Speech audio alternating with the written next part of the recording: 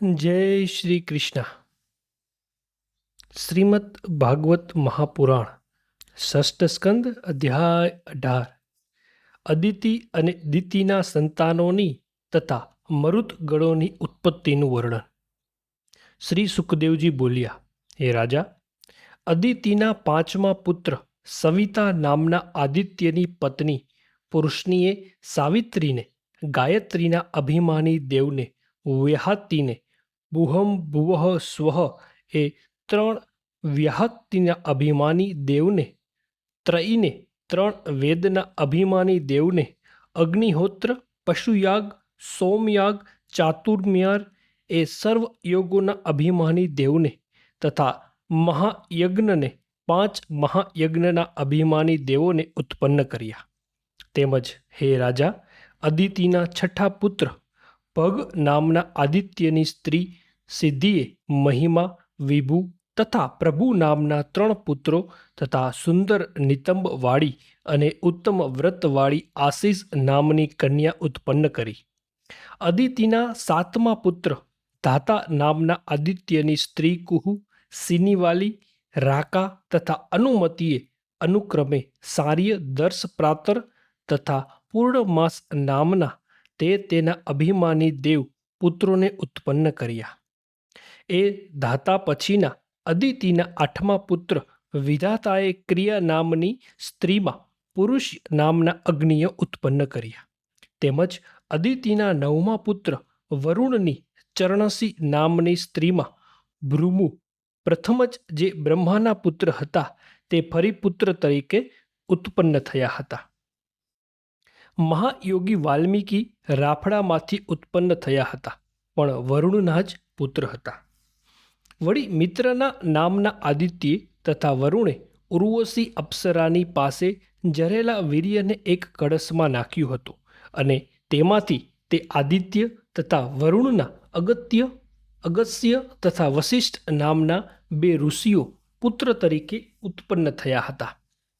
તેમજ મિત્ર નામના અદિતિના પુત્ર દસમા આદિત્યએ રેવતી નામની સ્ત્રીમાં ઉત્સર્ગ, અરિષ્ટ તથા પીપલ નામના ત્રણ પુત્રો ઉત્પન્ન કર્યા।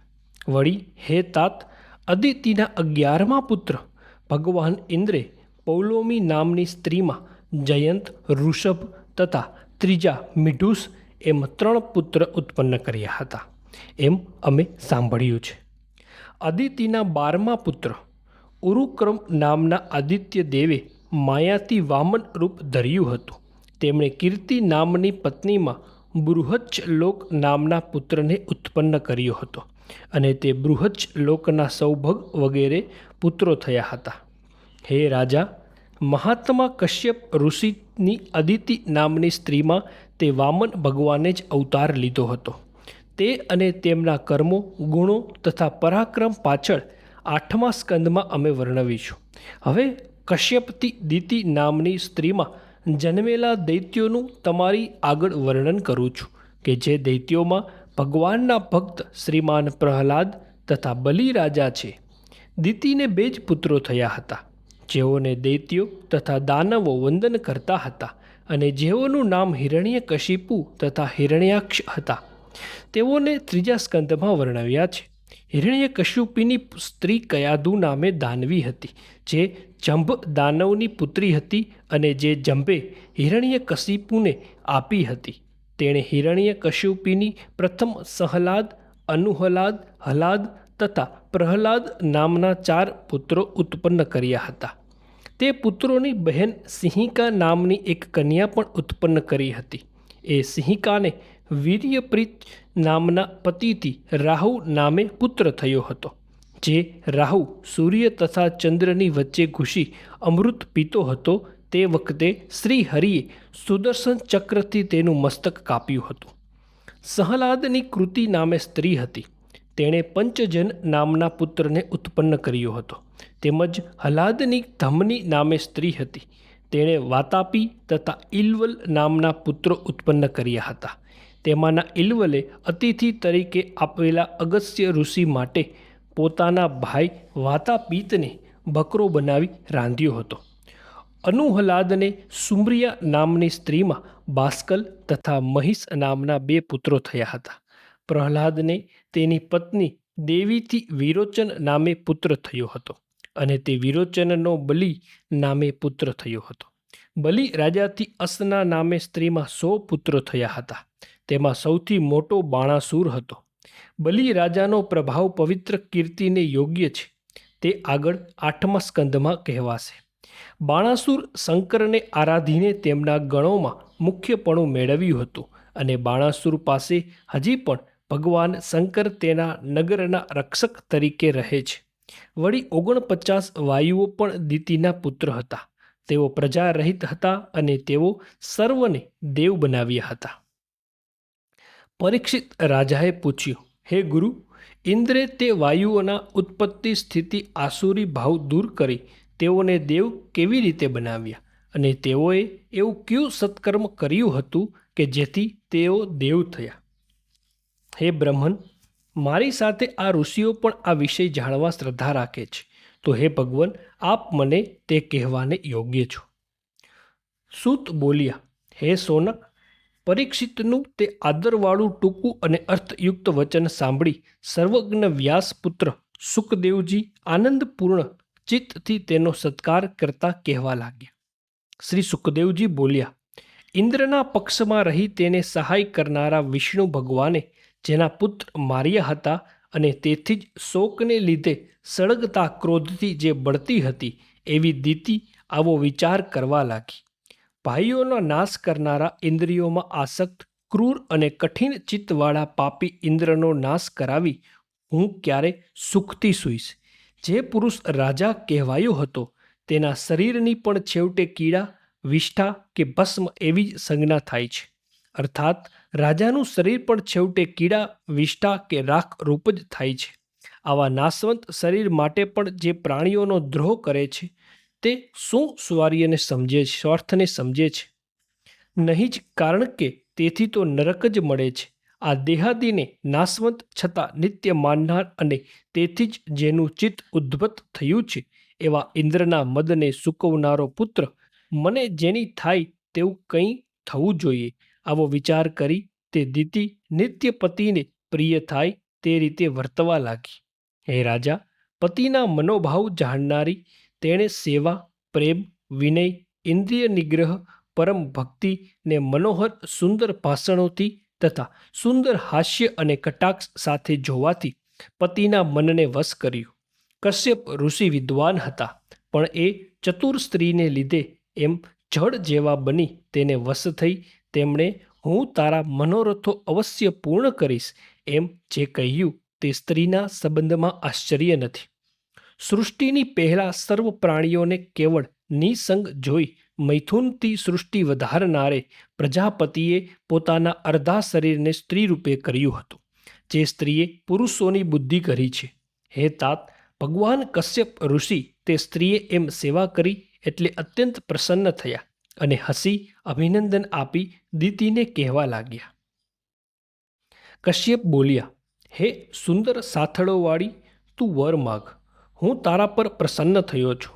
હે નિર્દોષ સ્ત્રી, સ્ત્રી પર પતિ પ્રસન્ન થાય ત્યારે તેને કોઈ કામના આ લોકમાં કે પરલોકમાં નથી મળતી, સર્વ મળે છે. પતિ એ જ સ્ત્રીઓનો પરમ દેવ છે એમ શાસ્ત્રોમાં કહ્યું છે. પતિ સ્ત્રીઓ માટે સર્વ પ્રાણીઓના મનમાં રહેનારા લક્ષ્મીપતિ વાસુદેવ જ ગણાય છે. તે જ ભગવાને પુરુષો નાપ રૂપી કલ્પેલી દેવોની મૂર્તિઓથી પૂજે છે અને સ્ત્રીઓ પતિનું રૂપ ધારણ કરનાર તે પ્રભુની પૂજા કરે છે. માટે હે સુંદર મધ્યમ ભાગવાળી કલ્યાણ ઈચ્છતી પતિવ્રતા સ્ત્રીઓ પોતાના આત્મા અને ઈશ્વર રૂપ પતિની અનન્ય ભાવે પૂજા કરે છે. હે ભદ્ર, તે આવા ભાગથી ભક્તિપૂર્વક મારી સેવા કરી છે, જેથી હું અસ્તી સ્ત્રીઓને દુર્લભ એવી તારી કામનાઓ પૂર્ણ કરું છું. દિતિ બોલી, હે બ્રહ્મન, જો આપ મને વર આપો છો તો મરેલા પુત્રોવાળી હું માગું કે જેણે મારા બંને પુત્ર મરાવ્યા છે તે ઇન્દ્રનો નાશ કરનારો અમર પુત્ર મને પ્રાપ્ત થાવ. તે વચન સાંભળી બ્રાહ્મણ કશ્યપ મનમાં ઉદાસ થયા અને સંતાપ કરવા લાગ્યા. અહો, આજે અતિ મહાન અધર્મ આવ્યો છે. અહો, ઇન્દ્રિયોમાં રમનારા મારા મનને સ્ત્રીરૂપી માયાએ વશ કર્યું છે. તેથી હું નીચ નક્કી નરકમાં પડીશ. આ વિષયમાં સ્વભાવને અનુસરતી આ સ્ત્રીનો શો અપરાધ છે?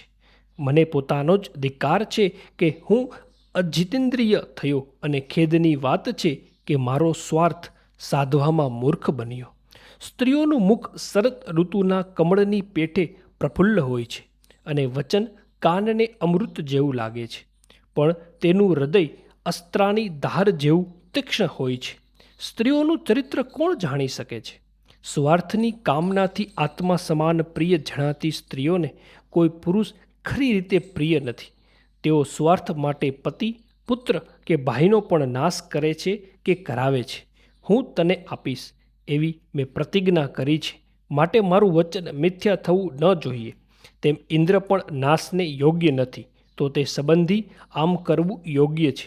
એમ વિચારી હે કુરુવંશી રાજા, ભગવાન કશ્યપ કંઈક કુપિત થઈ પોતાની નિંદા કરતા કહેવા લાગ્યા. કશ્યપ બોલ્યા, હે કલ્યાણી, 1 વર્ષ સુધી આ વ્રત જો તું બરાબર ધારણ કરીશ તો ઇન્દ્રનો નાશ કરનાર પુત્ર તને થશે. પણ વ્રતમાં કંઈ ખામી આવશે તો એ જ તારો પુત્ર દેવોનો બાંધવ થશે. દિતિ બોલી, હે બ્રહ્મન, એ વ્રત હું બરાબર યોગ્ય રીતે ધારણ કરીશ, પણ તેમાં જે મારે અવશ્ય કરવા યોગ્ય ન કરવા યોગ્ય નિષેધેલા અને વ્રતનો નાશ કરે તેવા જે કર્મો હોય તે મને કહો. કશ્યપ બોલ્યા, કોઈ પ્રાણીની હિંસા કરવી નહીં, કોઈને ગાળો દેવી નહીં કે કોઈની નિંદા કરવી નહીં, અસત્ય બોલવું નહીં, નખ કે વાળ કાપવા નહીં, જે અમંગળ હોય તેને અડવું નહીં, જળમાં પેસી નાહવું નહીં, કોઈ પણ ક્રોધ કરવો નહીં, દુર્જનો સાથે વાતચીત કરવી નહીં, ધોયા વિના વસ્ત્ર પહેરવા નહીં, પહેલાં પહેરેલી ફૂલની માળા ફરી પહેરવી નહીં, કોઈનું એઠું ખાવું નહીં, ભદ્રકાલી દેવીનું ધરેલું કે કીડીઓ વગેરેનું એઠું અન્ન જમવું નહીં, માંસવાળું જમવું નહીં, રજસ્વલા સ્ત્રીએ જોયેલું ખાવું નહીં, અને ખોબે પાણી પીવું નહીં. વળી એઠા મોઢે હાથ પગ ધોયા વિના સંધ્યાકાળે, છૂટા કેસે, વસ્ત્ર અલંકાર શણગાર કર્યા વિના, વાણીને નિયમમાં રાખ્યા વિના, તેમજ ઓઢ્યા વિના બહાર જવું નહીં. વળી પગ ધોયા વિના અપવિત્ર થઈને અને ભીના પગે સૂવું નહીં. તેમજ ઉત્તર તરફ તથા પશ્ચિમ તરફ મસ્તક રાખીને કે કોઈ બીજાની સાથે સૂવું નહીં. નગ્ન તેમજ બંને સંધ્યા સમયે પણ સૂવું નહીં. નિત્ય સવારે જમ્યા પહેલાં સ્નાનાદિ પવિત્ર થઈ ધોયેલા વસ્ત્ર પહેરી, સર્વ મંગળ વસ્તુઓ સાથે લઈને ગાયોનું, બ્રાહ્મણોનું, લક્ષ્મી દેવોનું અને વિષ્ણુ ભગવાનનું પૂજન કરવું. જેઓના પતિ જીવતા હોય તેવી સુવાસિની સ્ત્રીઓની પુષ્પોની માળા, ચંદન, નૈવેદ્ય તથા અલંકારોથી પૂજા કરવી. પછી પતિની પૂજા કરી તેની સ્તુતિ કરવી. પોતાના પેટમાં પતિ જ રહ્યો છે એમ તેનું ધ્યાન કરવું. આ વ્રત 1 વર્ષનું હોય, પુત્ર આપનારું છે. જો બરાબર અખંડ રીતે તું ધારણ કરીશ તો તને ઇન્દ્રનો નાશ કરનાર પુત્ર થશે. શ્રી સુખદેવજી બોલ્યા, હે રાજન, બહુ સારું. એમ સ્વીકારી મોટા મનવાળી દિતિએ કશ્યપ ઋષિથી ગર્ભ અને બરાબર રીતે વ્રત પણ ધારણ કર્યું. હે માન આપનાર રાજા, માતાની બહેનના એ અભિપ્રાયને જાણી વિદ્વાન ઇન્દ્ર આશ્રમમાં રહેલી દિતિની સેવા કરી તેને યોગ્ય સંભાળ રાખવા લાગ્યો. તે નિત્ય વનમાંથી પુષ્પો, ફળો, મૂળો, સમિધો, દર્ભો, પાંદડા, અંકુર, માટી તથા જળ સમયે સમયે લાવતો. હે રાજા, જેમ મૃગને મારવા ઈચ્છતો પારધી મૃગ જેવા વેશવાળો બને, તેમ કુટિલ ઇન્દ્ર વ્રતમાં રહેલી દિતિના વ્રતમાં કોઈ ભૂલ જોવા ઈચ્છતો. એ રીતે તેની સેવા કરવા લાગ્યો. પણ હે રાજા, બરાબર સાવધાન રહ્યા છતાં ઇન્દ્રે વ્રતમાં કંઈ ભૂલ જોઈ નહીં, જેથી તે મોટી ચિંતામાં પડ્યો. આમાં મારું કલ્યાણ કેવી રીતે થશે? તેવામાં એક સમયે સંધ્યાકાળે વ્રતથી દુબળી થયેલી દિતિ દેવથી માહિત થઈ જળનું આચમન કર્યા વિના અને પગ ધોયા વિના ઉચ્છિત અવસ્થામાં જ સૂઈ ગઈ. ત્યારે તે લાગ મેળવી યોગેશ્વર ઇન્દ્ર નિંદ્રાથી હરાયેલી મનવાળી દિતિના પેટમાં યોગ માયાથી પેઠો. તેણે સોના જેવી કાંતિવાળા ગર્ભના વ્રજ વડે 7 ટુકડા કર્યા અને રડતા તે 7 ટુકડા રૂપ ગર્ભના કરી. તું રડમાં, એમ કહી એક એકના 7 ટુકડા કર્યા. હે રાજા, એમ ઇન્દ્રથી કપાતા તે બધા ટુકડા બે હાથ જોડી ઇન્દ્રને કહેવા લાગ્યા, હે ઇન્દ્ર, તું અમને શા માટે મારવા ઈચ્છે છે? અમે તારા ભાઈઓ વાયુ છીએ. તે સાંભળી ઇન્દ્ર પોતાના અનન્ય પ્રેમી ભાવિ પાર્ષદ તે મરુત ગણોને કહેવા લાગ્યો, તમે ડરોમાં, તમે મારા ભાઈઓ છો. એમ દિતિના ગર્ભના વ્રજથી અનેક ટુકડા કરવા છતાં શ્રી ભગવાન કૃપાથી જેમ અશ્વત્થામા બ્રહ્માસ્ત્રથી તમે મર્યા નહીં, તેમ તે ગર્ભ મર્યો નહીં. કારણ કે મનુષ્ય એકવાર પણ આદિપુરુષનું પૂજન કરી તેમની સમાનતા માપે પામે છે, તો દ્વિતીય તો વર્ષમાં માત્ર થોડાક જ ઓછા દિવસ સુધી શ્રી હરિને પૂજ્યા હતા, તો તેનો ગર્ભ કેમ નાશ પામે? તે 49 વાયુએ ઇન્દ્ર સાથે કુલ 50 દેવો થયા, અને ઇન્દ્ર પણ તે સાવકી માના પુત્ર પર અભાવ ન રાખતા તેમને સોમરસ પીનારા દેવતાઓ બનાવી દીધા. દ્વિતીય ઉઠીને જોયું ને અગ્નિ સમાન તેજસ્વી તે કુમારોને ઇન્દ્ર સાથે જોયા. તેઓને જોઈ તે નિર્દોષ દિતિ સંતોષ પામી. પછી તેણે ઇન્દ્રને કહ્યું, હે તાત, હું અદિતિના પુત્રોને ભય ઉપજાવનાર પુત્રને ઈચ્છતી આ અતિ દુષ્કર વ્રત કરતી હતી. મેં એક જ પુત્રનો સંકલ્પ કર્યો હોવા છતાં 49 પુત્રો કેમ થયા?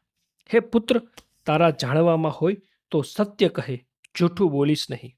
ઇન્દ્ર બોલ્યું, હે માતા, હું તમારો નિશ્ચય જાણી તમારી પાસે આવ્યો હતો, અને ધર્મ ન જાણનારા સ્વાર્થ બુદ્ધિવાળા મેં તમારા વ્રતમાં ભૂલ જોઈ લાગ મેળવી ગર્ભના ટુકડા કર્યા હતા. પ્રથમ તો મેં ગર્ભના 7 ટુકડા કર્યા, જેમાંથી 7 કુમારો થયા. પછી તે પ્રત્યેકના મેં 7 ટુકડા કરવા છતાં તે મર્યા નહીં, પણ 49 કુમારો થયા. પછી એ અતિ આશ્ચર્ય જોઈને મેં નિશ્ચય કર્યો કે મહાપુરુષની પૂજાની જ આ કોઈ સ્વાભાવિક સિદ્ધિ છે. જેઓ કોઈ જાતના ફળની ઈચ્છા ન રાખતા ભગવાનનું આરાધન કરવા ઈચ્છે છે, તેઓ મોક્ષ પણ ઈચ્છતા નથી. તેથી તેઓને જ સ્વાર્થ કુશળ કહ્યા છે. સ્વ સ્વરૂપને આપનાર પોતાના આત્મારૂપ જગદીશ્વરીનું આરાધન કરી કયો વિદ્વાન મનુષ્ય વિષય સુખ પામે? કારણ કે વિષય સુખ તો નરકમાં પણ છે. હે મહાપૂજ્ય માતા, તમે મારી મૂર્ખની આ દુર્જનતા ક્ષમા કરવાને યોગ્ય છો. તમારો આ ગર્ભ મરીને સજીવન થયો, તે બહુ સારું થયું છે. શ્રી સુખદેવજી બોલ્યા. પછી પ્રસન્ન થયેલા દિતિએ શુદ્ધ ભાવથી જવાની રજા આપી. એટલે પ્રભુ ઇન્દ્ર તે મરુત ગણો સાથે તેમને નમસ્કાર કરી સ્વર્ગમાં ગયો. એમ તમે મને પૂછ્યું તે સર્વ મેં કહ્યું, અને મરુત ગણોના મંગળકાર જન્મ પણ તમને કહ્યો. હવે ફરી તમને શું કહું? શ્રીમદ ભાગવત મહાપુરાણ, ષષ્ઠ સ્કંદ, અધ્યાય 18 સમાપ્ત. જય શ્રી કૃષ્ણ.